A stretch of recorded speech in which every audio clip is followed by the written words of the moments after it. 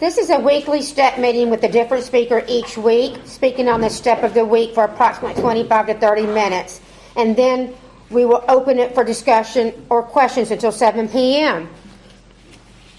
Well, that brings us to our speaker on this day, February 22nd, 2021, in Doylestown, Pennsylvania, at the Monday night 6 p.m. Stay Alive Literature and Step Group at St. Paul's Lutheran Church. And tonight's speaker is Brad, doing Step 6 and 7 presentation. And also, will you please be mindful that we'll be entering at the front door for the next 2 months. And let's give Brad a great welcome.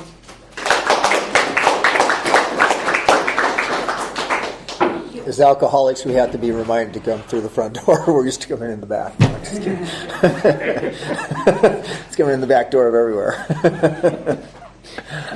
My name's Brad, and I'm an alcoholic. And thank you, Ron, for asking me to come here. And I was thinking about it on my way over here.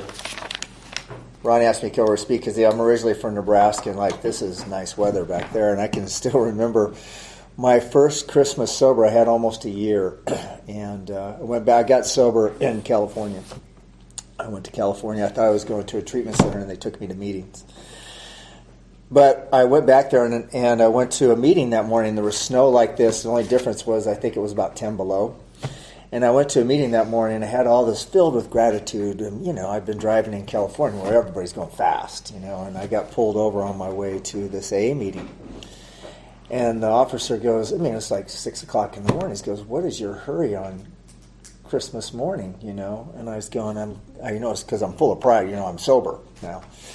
I'm going to an AA meeting. So he thought that was pretty cool. And he said, "Well, slow it down." And he just took my license and said, "Go ahead." So I went to the meeting, and shared about gratitude and how happy I was to be sober. And I walked outside, and there was 3 cop cars. And they go, "Do you know how many warrants you have out for your arrest?" So he didn't look me up until I was looking. And so I spent my first Christmas sober in jail.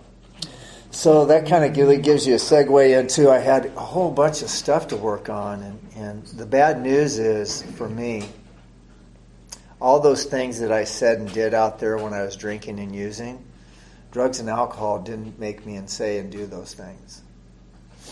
Drugs and alcohol took away all my inhibitions, so that's what came out. Then I got sober, and I just put the lid on it, and it was just bubbling in there. And all it took is one person event come along and scratch the surface, and out would come this, and I knew it. But it's something I always like to talk about lately because I'm coming up on a birthday. California, we call them birthdays, and East Coast call them anniversaries. We're going to start a birthday meeting, though. We're doing a birthday meeting in Lambertville. But I remember very distinctly that first step. I have that one down 100%. It actually talks about it in here. It's the one thing that I have to have down. And I know that my sobriety has happened in spite of me, not because of me. I didn't quit drinking. Something intervened that night because I remember there was something, and it applies to this step. I was laying in bed, and I couldn't find that spot. And I'd been drinking, and I'm an alcoholic. I never thought of drinking just to have a drink. When I drank, it was on. We're going for it. But I did a lot of chemicals that would keep me awake for a long time, too. So that night, I just couldn't find that space, and I was living in my parents' basement in Nebraska. And I'd been doing, by that time, I had cocaine, alcohol, painkillers. I was shooting epinephrine intramuscularly. I was on 7 different types of steroids. It was just bubbling inside. But I remember I was laying down, and I couldn't find that space that night. I could not find that place, that high, that drunk. Nothing was finding that place. And I was laying there, I couldn't get my breath. And I don't remember if I said it out loud or if I just thought it.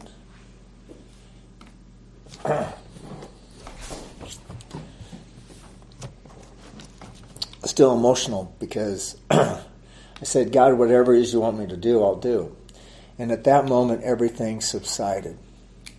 And I had this white light experience. And the white light experience wasn't that I saw God like the room got bright. The room got really bright, but it hit me to my innermost self like a mile deep that I'm a drug addict and I'm an alcoholic. And it was so interesting that when I said, God, I'll do whatever it is you want me to do, when I finally got to the place that I knew that I couldn't do anything for myself from myself, that I could not do anything for myself from myself, I completely surrendered. And all of a sudden I had this experience.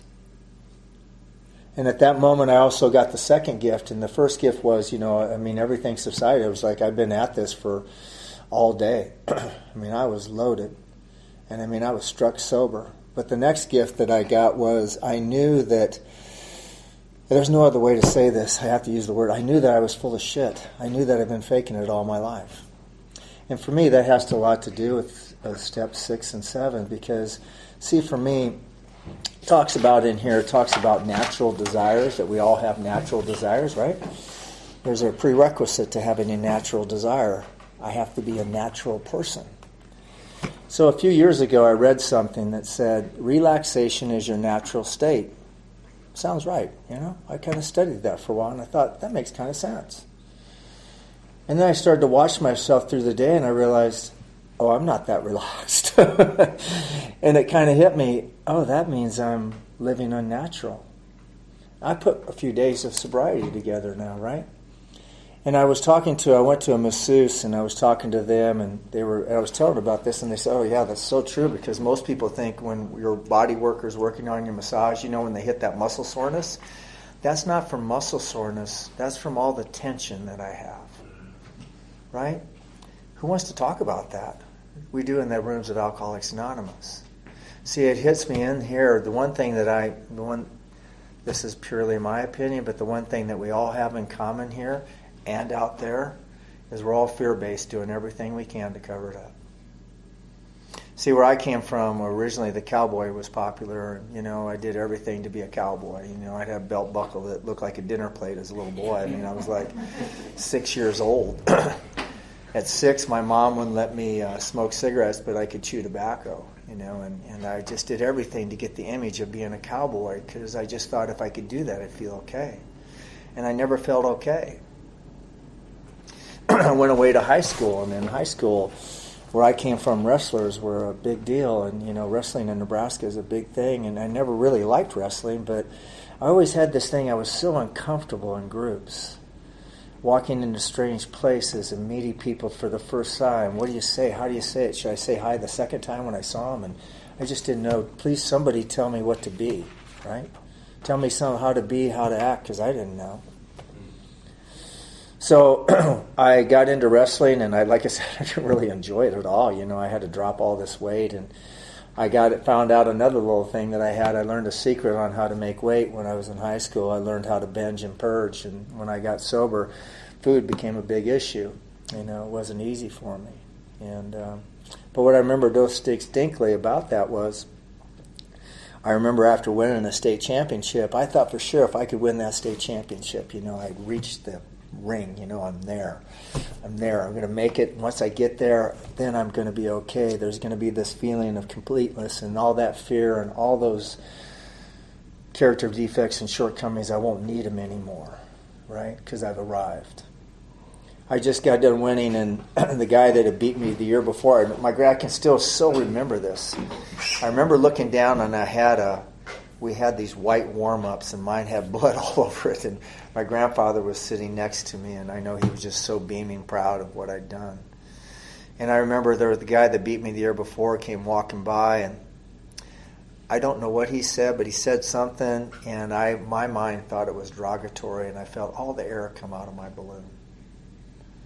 And I realized at that time, so what's happened to me all my life is, so I've had, a lot of this has been on my demands on people in the world, right? And that's really what we're talking about in 6 and 7 is emotional sobriety.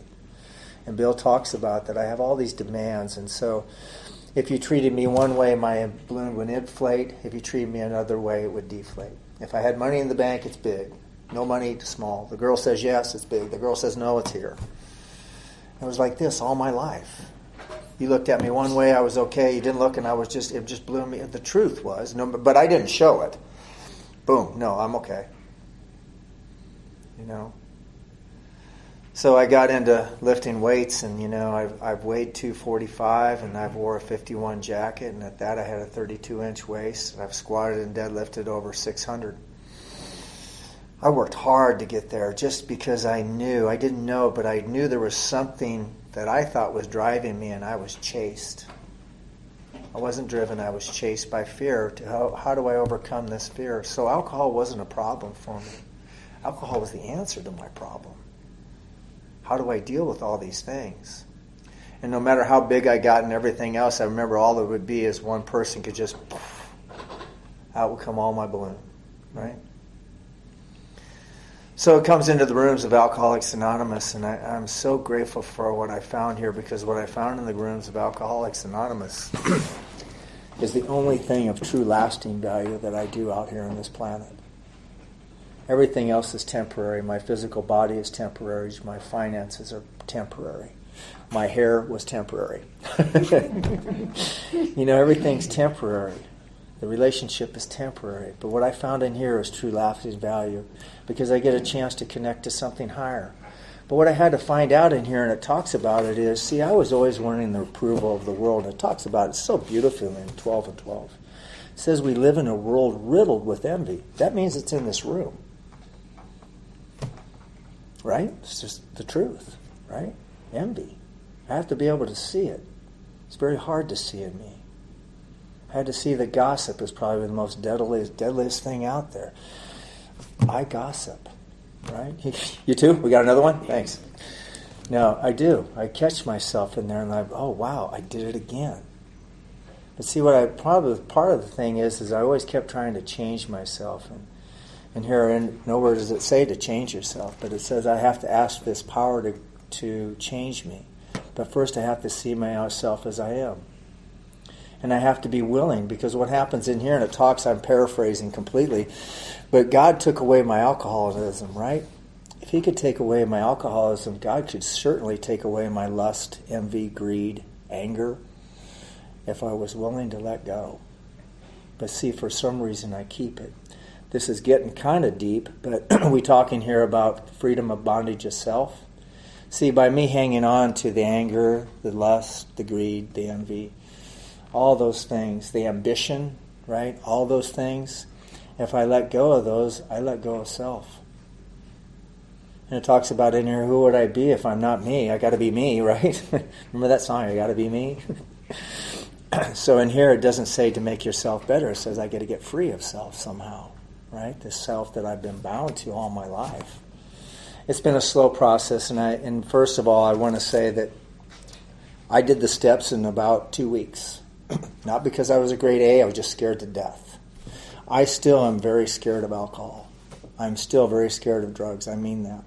I still shudder. One day I was walking through the liquor store, and they're just, wow, beer sounds good, and I was like, oh, wow.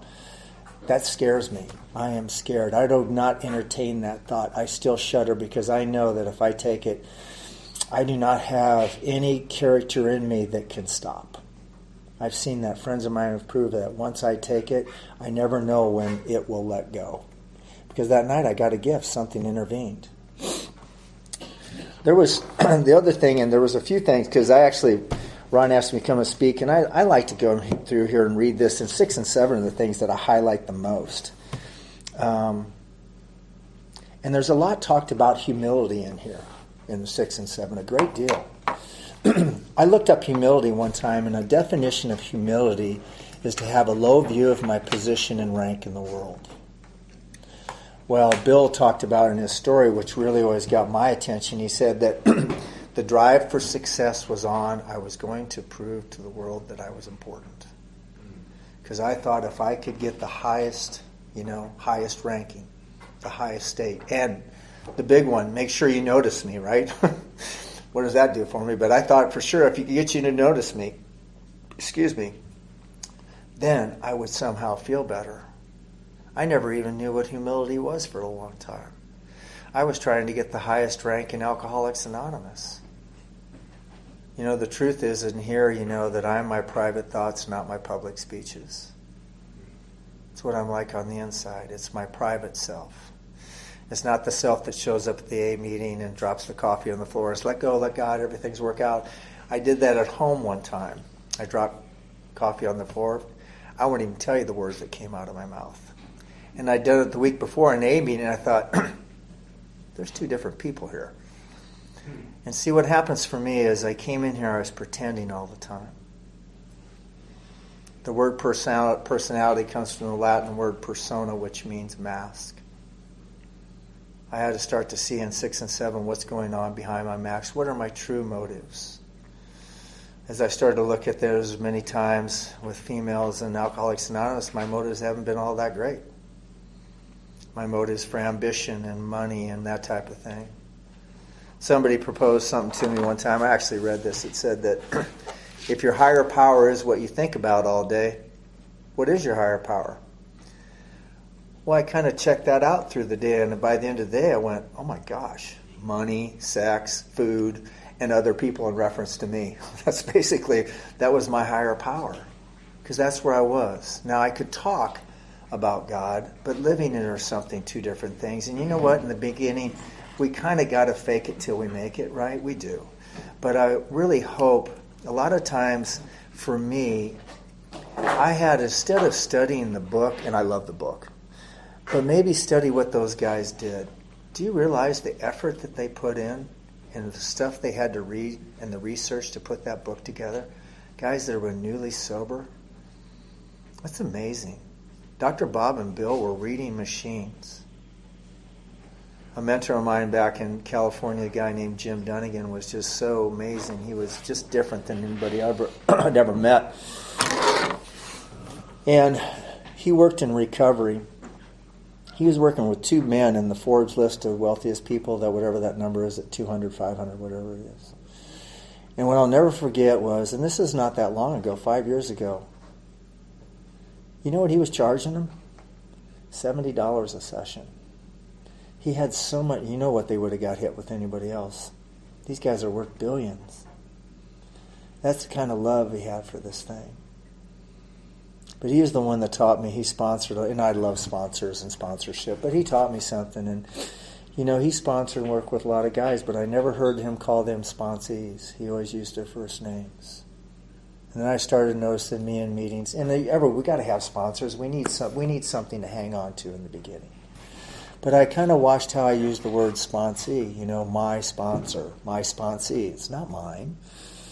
And here it says, why does this go? I had it a minute ago, but in the Bible it says, Jesus said, why do you call me good? None is good but the Father. I realize I don't do anything of my own. As a matter of fact, I mean, this is getting kind of deep, but I don't even make my arm move. Something makes my arm move. What's really cool about the same energy that makes my arm move makes your arm move too. And it's everywhere in between. That's been kind of a clue to my higher power.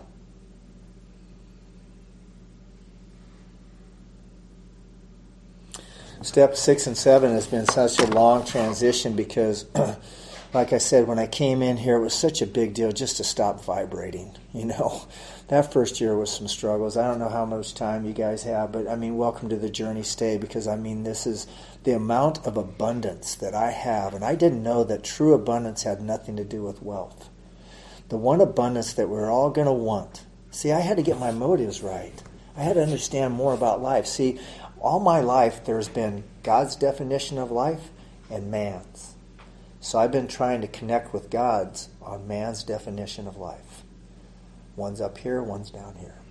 Talks about it in here. There's no reason why, if you want to make a lot of money, it's okay, but that can't really be our primary purpose. That doesn't work well for us. To go out and be somebody doesn't work well for us. We get carried away. I've seen it happen to myself. I've seen it to happen to my friends. Many of them are circuit speakers. I've seen it happen to them. I see many of them work in recovery. I see what happens to us, and it does not take long. It's easy to do. Because, see, I have this dis-ease of the mind. I have a mind that's never satisfied. I have a mind that always compares. I have a mind that is always competitive. And it goes all day long. And the trouble is, I think that's me talking to me, right?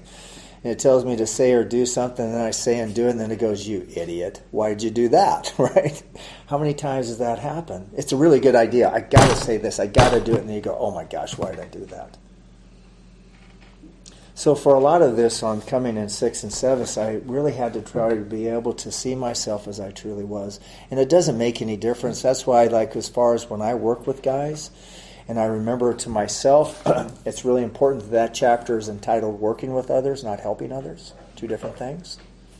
Sometimes when I'm helping others, that's more about me. When I'm working with somebody, I'm working side by side, and I should be working just as hard as they are. As a matter of fact, the most valuable thing I think you could do for your sponsor is spiritually to pass them. Push it. Keep going. Jim's the one that pushed me into reading. He goes, listen, when Bill said you're in spiritual kindergarten, he wasn't joking. He was saying, there's a lot to know and there's a lot to learn. And it's really easy because when I started in here, what I started to see is in 6 and 7 as I put some time together, right? But I started spiritually down in the gutter. Then all I did is get up on the curb, and then I'm helping someone down in the gutter, so it makes me look like I've got it down, right? But I'm just on the curb. There's so much more I could learn. There's a guy that I work with that's been sober a long time, 40-some years, and just a really neat guy. And I see this, but what I really started to notice with me in step 6 and 7 is all the resistance I have to growing spiritually.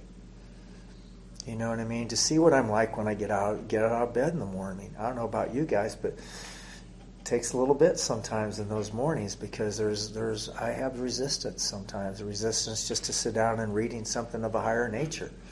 Just to sit down and take a minute, just to pause and let something else in. It says upon awakening.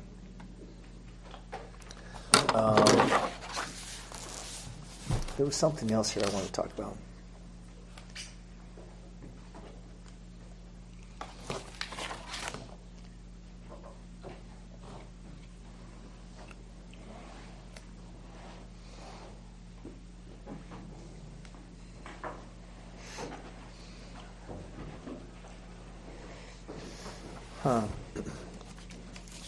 I did read this thing. You can see I have all these in there, right? I think the thing that I really honestly what I had to see in here was about, here we go.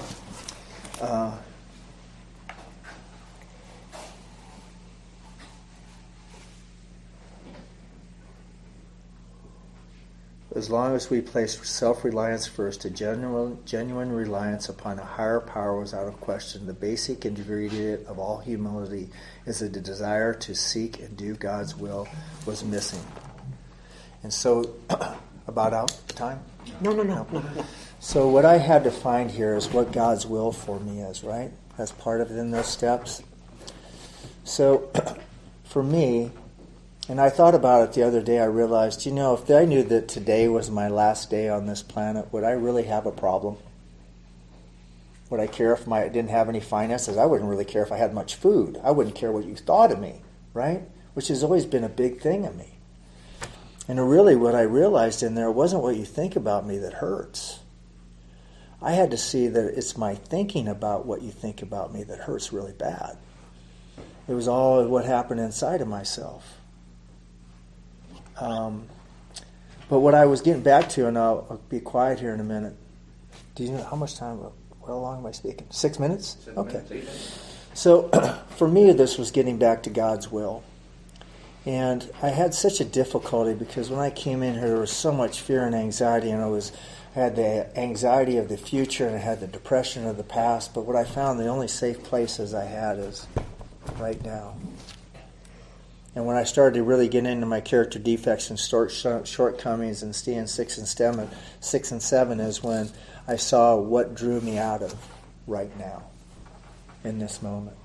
For me, the only thing that I know of myself without reading a book, I found out for myself what God's will is for me is to be 100% present to this very moment right now. It just makes sense. God created this moment. Now, I don't know if I'm alone on this, but I suspect I'm not. How much of our time is spent thinking about the future or the past? As a matter of fact, it's really interesting. All over everything in many different areas, we're always studying the future. We're always studying the past. Very seldom do we really study this moment, everything in it. And what I realized is I needed to do that. It actually says in the Bible, it says, "Seek ye first the kingdom of God and all his righteousness, and all else will be added unto you." what I realize is that kingdom of God is right now. So when I've been in trouble and I'm in one of those character defects, or I get in that moment, I seek ye first the kingdom of God, which for me is this moment, right now. I wasn't really, I came kind of from a different religion. They talked in tongues and they talked about the latter days, and it kind of scared me a little bit. I kept thinking, I don't care about the latter days. I just want to make it through this one, But in the Bible, I started reading some things, and there's amazing things. It says in the Bible that a double-minded man is unstable in all his ways. Isn't that interesting? Also says the kingdom of heaven is closer than your own breath. It's pretty close. That means it's happening right now. It also said in there, well, the one thing that really struck me, it goes with character defects and these shortcomings, it said, the carnal mind is in enmity with God. It is not under the law of God, for it cannot be. The carnal mind means the mind of the world. Yesterday, tomorrow, competitiveness. And I went, oh my gosh, that makes so much sense. The minute I go there, I'm on my own. The minute I go to gossip, I'm on my own. So for me, I had to see, these steps are all about seeing, I don't have to create my true self. That's there. I don't have to create God, my connection with God. That's always, I don't have to create God. I just got to see what's blocking me from the light. Right? The tough part about it is the biggest stranger in this room isn't you guys. It's Brad Langenberg. I'm the biggest stranger here. It's very difficult to see yourself. But that's the beauty of what I love about Alcoholics Anonymous, because we talk about things in here that you're not going to talk about any other place, right? And it talks about in here that I love this book so much because it says, don't be scared to find out what these terms mean to you. And that's what the guys before me really encouraged me, find out what do these things really mean to you. In the beginning we kind of repeat them, but if a parrot repeats, I'm a man, I'm a man, I'm a man, he's still a parrot, right? I've got to be able to own these things. And there was a place in here that I had to learn too through this, that can't really talk about God. I got to live it. When can I start living these steps? And then see where I'm blocking. And then the good thing is, and the really great part is for me, my higher power really gets excited when I can see where I'm off base, where I'm wrong. That's because that's when God knows that He can get in there. Because we're all blocking it, right? I came in here and I've wanted power all my life, and that was one of the main things. I've wanted power over people because I thought if I got that power, then I'd be there, then my fear would go away. And I come into Alcoholics Anonymous and I find out that when I cease to want power over everyone and everything, I have power over everyone and everything. When I cease to want power over anyone or anything, I have power over everyone and everything. Isn't that interesting? When I cease to want it, when I cease to let go of these demands, the life I've got, I don't know about deserving it, but I can't tell you what I've experienced in sobriety. I still have a place in Santa Monica, California that overlooks the ocean. I don't have much. It's rent control. Ron's been to my place where I live in Lambertville. It's one of the most beautiful farms in the country. It's a little bit more country club than country. I don't know how this happened. It happened in spite of me.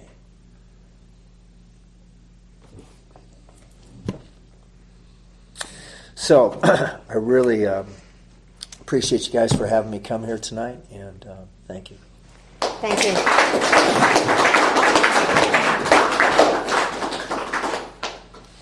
I'd like to open the meeting for sharing. Please limit your sharing to 3 minutes, and please speak up. Please keep your share pertaining to the step or topic. If you feel like drinking or you've had a drink today, please see me or speak to someone after the meeting.